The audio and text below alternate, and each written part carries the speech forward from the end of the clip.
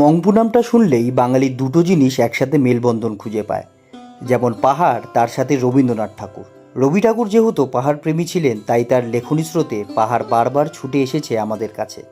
আমি কিছুদিন আগে গিয়েছিলাম মংপুতে রবি ঠাকুরের অন্যতম প্রাণের বাড়ি, যা বর্তমানে রবীন্দ্র ভবন নামে মংপু পাহাড়ে সংরক্ষিত এবং মিউজিয়ামও বটে, যেখানে অত্যন্ত যত্ন সহকারে রেখে দেওয়া আছে রবি ঠাকুরের কর্মকাণ্ড থেকে শুরু করে তার সাথে প্রত্যক্ষ ও পরোক্ষভাবে জীবন নির্বাহী সমস্ত দ্রব্য, আসবাব, হাতে আঁকা ছবি, আরও অনেক কিছু।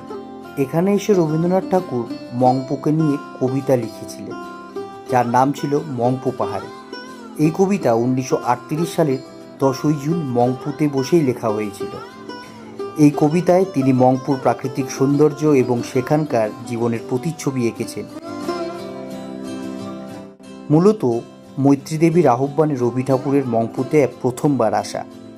যেহেতু মৈত্রী দেবী এবং তার স্বামী ডক্টর মনমোহন সেন মংপুর সিংকোনা বাগান দেখাশোনা করতেন, তাই রবীন্দ্রনাথ তাদের বাড়িতে অতিথি হিসাবে আসতেন এবং প্রথমবার এসে কবি নিজেকে মাখিয়ে ফেলেছিলেন এই প্রকৃতির সাথে। তাই মাঝে মাঝেই ছুটে চলে আসতেন মংপুতে, একটি শান্ত পাহাড়ি স্থান যা সবুজ সিংকোনা বাগান এবং কমলালেবুর বাগান দ্বারা বেষ্টিত ছিল।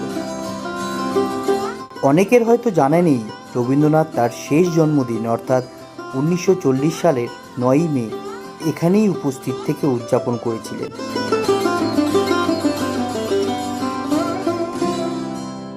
রবীন্দ্র ভবন, যা এখন হেরিটেজ মিউজিয়াম হিসেবে গড়ে উঠেছে এবং কবির স্মৃতি ধারণ করে আছে সেখানে।